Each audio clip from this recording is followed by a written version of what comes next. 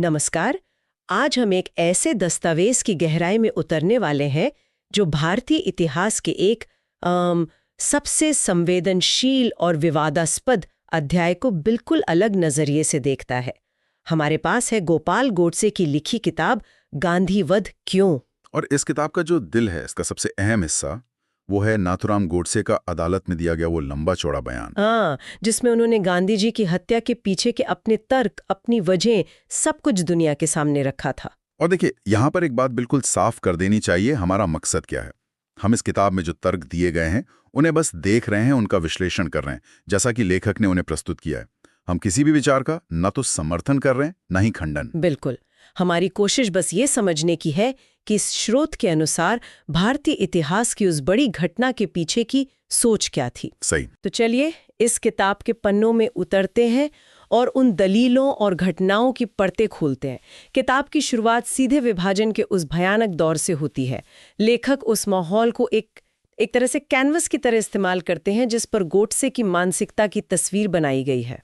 हाँ, और इसके लिए वो पंजाब उच्च न्यायालय के एक न्यायाधीश जीरी खोसला की किताब का हवाला देते हैं, द स्टर्न रेकनिंग। और ये विवरण तो रोंगटे खड़े कर देने वाले हैं। बहुत ज्यादा।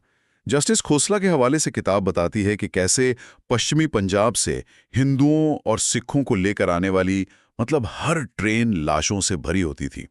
ये कोई एक दो घटनाएं नहीं थी, ये एक सिलसिला था। और उन काफिलों का भी जिक्र है जो पैदल आ रहे थे। हाँ, उन पर रास्ते में हमले हुए, महिलाओं के साथ जो हुआ वो बयान से बाहर है। और लाखों लोगों को अपना घर, जमीन, सब कुछ छोड़कर सिर्फ अपनी जान बचाने के लिए भागना पड़ा। तो किताब का शुरुआती तर्क ये है कि गोडसे के कदम को समझने के लिए उस समय की उस भयावहता को समझना बहुत जरूरी है।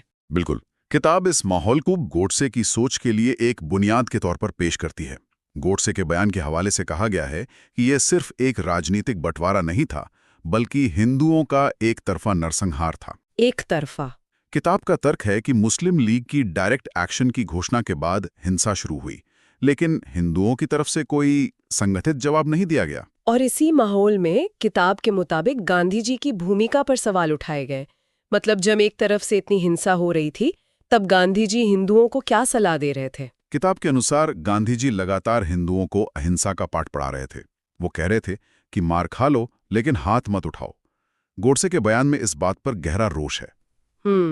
उनका मानना था कि यह सलाह उस समय न सिर्फ अव्यावहारिक थी, बल्कि कायरतापूर्ण भी थी।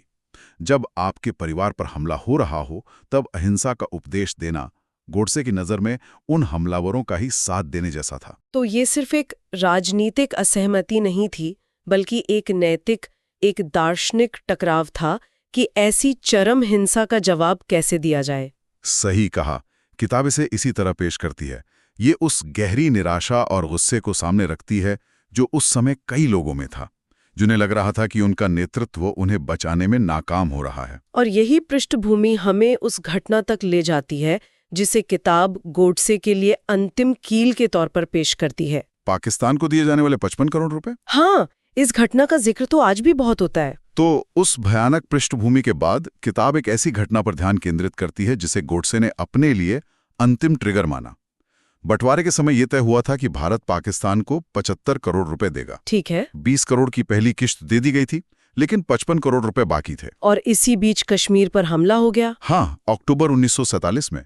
इसके जवाब में भारत सरकार ने फैसला किया कि 55 करोड़ की बची हुई रकम को फिलहाल रोक दिया जाए, जब तक कि कश्मीर का मुद्दा सुलझ में ही जाता। बिल्कुल। सरकार का तर्क साफ था कि हम पाकिस्तान को वो पैसा क्यों दें जिसका इस्तेमाल वो हमारे ही खिलाफ जंग में कर सकता है। ये तो एक तार्किक और रणनीतिक फैसला लगता है। फिर इसमें गांधी जी की भूमिका कहां से आई? यहीं पर कहानी में सबसे बड़ा मोड़ आता है। किताब बताती है कि गांधी जी सरकार के इस फैसले से नाराज हो गए। उन्होंने इसे पाकिस्तान के साथ वादा खिलाफी माना और 13 जनवरी 1948 को उन्होंने दिल्ली में आमरण अनशन शुरू कर दिया। अनशन? हाँ, आमरण अनशन।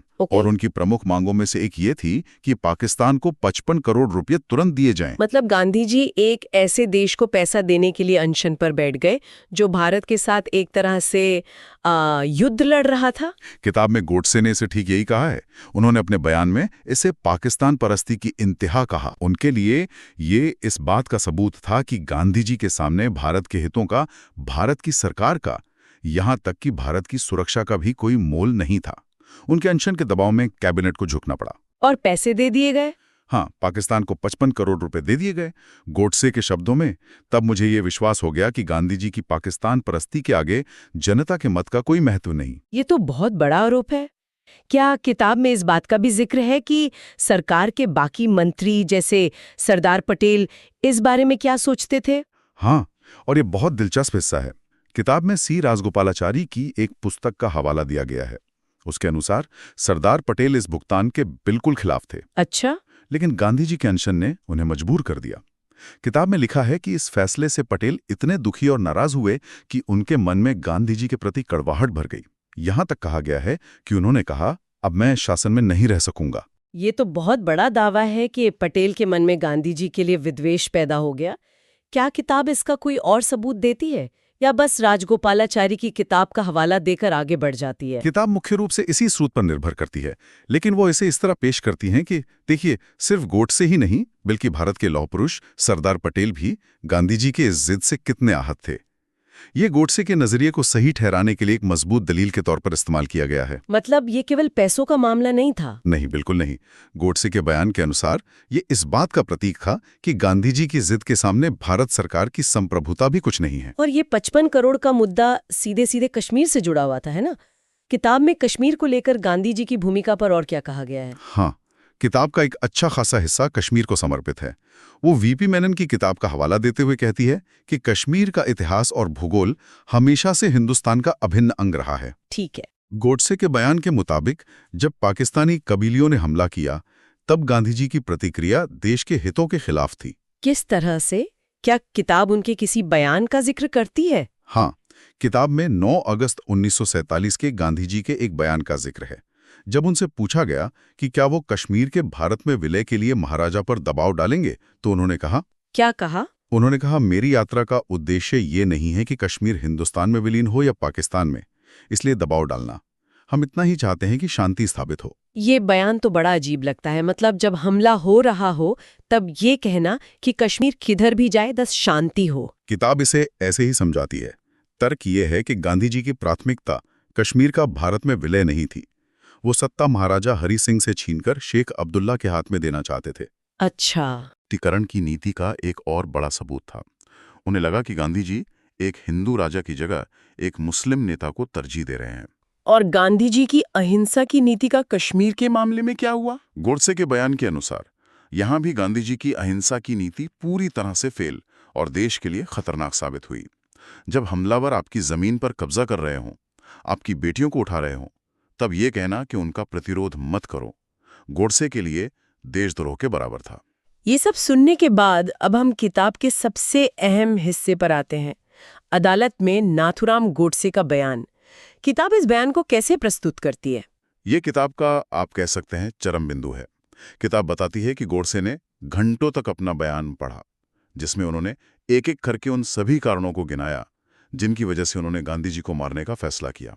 और सबसे पहली बात जो ध्यान खींचती है वो है उनके शब्दों का चुनाव। उन्होंने अपने किए को हत्या नहीं, वध कहा। हाँ, ये वध शब्द का इस्तेमाल बहुत मायने रखता है। किताब के हिसाब से गोडसे हत्या और वध में क्या फर्क बता रहे थे? बिल्कुल, ये एक बहुत सोचा समझा चुनाव था। हत्या एक आपराधिक कृत्य है जिसमें कोई निजी दुश्मनी या लालच हो सकता है, लेकिन वध शब्द का इस्तेमाल भारतीय परंपरा में तब होता है जब किसी अत्याचारी या दुष्ट का अंत धर्म या समाज की भलाई के लिए किया जाता है, जैसे रावण वध या कंस वध। सही। इस एक शब्द से गोडसे अपने कृत्य को एक निजी अपराध के दायरे से निकालकर एक राजनीतिक और धार्मिक कर्तव्य के स्तर पर ले जाने की कोशिश कर रहे थे। वो कह रहे थे कि मैंने गांधी व्यक्ति को नहीं बल्कि गांधी विचार को खत्म किया है जो देश के लिए घातक था। बिल्कुल। उनका जो बयान किताब में दिया गया है उसकी कुछ मुख्य बातें क्या हैं? उनका एक हिस्सा बहुत प्रसिद्ध है जिसमें वो कहते हैं, यदि देशभक्ति पाप है तो मैं मानता हूं मैंने पाप किया है। यदि ये प्रशंसनीय है तो मैं अपने आप को उस प्रशंसा का अधिकारी समझता हूं। वो आगे कहते हैं, मुझे विश्वास है कि मनुष्यों द्वारा स्थापित न्यायालय के ऊपर यदि कोई न्यायालय हो तो उसमें मेरे काम को अपराध नहीं समझा जाएगा। मैंने देश और जाति की भलाई के लिए ये काम किया। इस लंबे बयान का अदालत में बैठे लोगों पर क्या असर हुआ? यहाँ किताब न्यायमूर्ति खोसला का जो ब्यौरा देती है वो सचमुच हैरान करने वाला है। हाँ, ये शायद किताब का सबसे नाटकीय हिस्सा है। जस्टिस खोसला जो उस बेंच का हिस्सा थे जिसने गोडसे की अपील सुनी थी, उन्होंने बाद में लिखा कि अदालत में क्या माहौल था। क्या लिखा उन्होंने? किताब में उनके लिखे का अनुवाद कुछ इस तरह से है। जब गोडसे ने बोलना बंद किया तो दर्शक साफ तौर पर और सुनाई देने तक भावुक हो चुके थे। गहरी खामोशी छा गई थी। कई महिलाओं की आंखों में आंसू थे और पुरुष खांस रहे थे और अपने रुमाल ढूंढ रहे थे। एक जज का ये लिखना अपने आप में असाधारण है। हाँ, ये दिखाता है कि उस क्षण का असर कितना गहरा था। क्या उन्होंने गोडसे के तर्कों के बारे में भी कुछ लिखा? उन्होंने लिखा, और वो भी बहुत चौंकाने वाला है। किताब के अनुसार जस्टिस खोसला ने लिखा, हालांकि वो मैट्रिक की परीक्षा में फेल हो गया था, पर उसने बहुत पढ़ा लिखा था।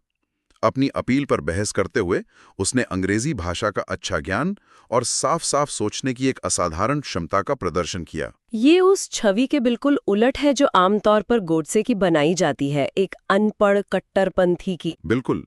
खोसला उसे एक पढ़े लिखे और स्पष्ट विचारों वाले व्यक्ति के रूप में देख रहे थे, भले ही वो उसके किए से सहमत ना हो। और अंत में गोडसे ने अपनी अस्थियों के बारे में जो इच्छा जाहिर की, उसका भी किताब में जिक्र है।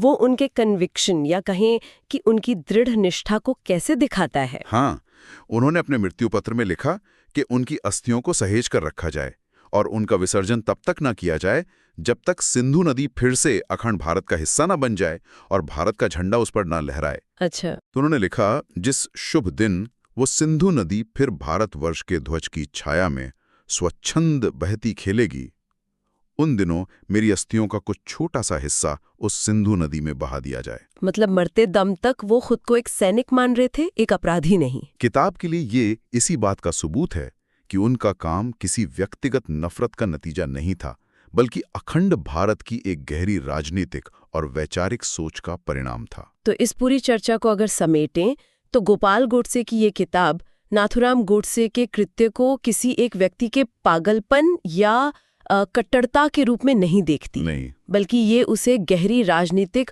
और वैचारिक दृढ़ निष्ठा के परिणाम के रूप में प्रस्तुत करती है। बिल्कुल। किताब के अनुसार ये अलग अलग घटनाएं नहीं थी। विभाजन की हिंसा, 55 करोड़ का अनशन और कश्मीर पर गांधी जी का रुख, गोडसे के लिए ये सब एक ही धागे में पिरोया हुआ था, जिसे वो मुस्लिम तुष्टीकरण की विनाशकारी नीति कह रहे थे। तो ये एक सोची समझी विचारधारा का परिणाम था, न कि किसी एक घटना पर अचानक आए गुस्से का। किताब इसे ऐसे ही प्रस्तुत करती है। और इसी संदर्भ में जस्टिस खोसला का एक और विचार है जो किताब के अंत में दिया गया है और वो सचमुच सोचने पे मजबूर कर देता है। हाँ, और वो इस पूरी चर्चा का एक बहुत ही शक्तिशाली अंतिम बिंदु हो सकता है। जस्टिस खोसला ने लिखा, जिसका अनुवाद है, मुझे इसमें कोई संदेह नहीं है कि अगर उस दिन अदालत में मौजूद दर्शकों को एक जूरी बना दिया जाता और उन्हें गोडसे की अपील पर फैसला करने का काम सौंपा जाता तो उन्होंने भारी बहुमत से दोषी नहीं का फैसला सुनाया होता। एक जज का ये कहना कि अगर जनता फैसला करती तो शायद गोडसे बरी हो जाता, ये अपने आप में एक बहुत बड़ी टिप्पणी है। और यह कथन हमें इस सवाल के साथ छोड़ जाता है कि ऐतिहासिक घटनाओं और व्यक्तित्वों को समय, संदर्भ और अलग-अलग दृष्टिकोणों से कैसे देखा जा सकता है। एक पक्ष के लिए जो खलनायक है वो दूसरे के लिए नायक कैसे बन सकता है, और किसी एक घटना के इतने अलग-अलग और एक दूसरे से पूरी तरह विपरीत सच कैसे हो सकते हैं। ये इतिहास का एक ऐसा सवाल है जिसका जवाब शायद कभी नहीं मिलता।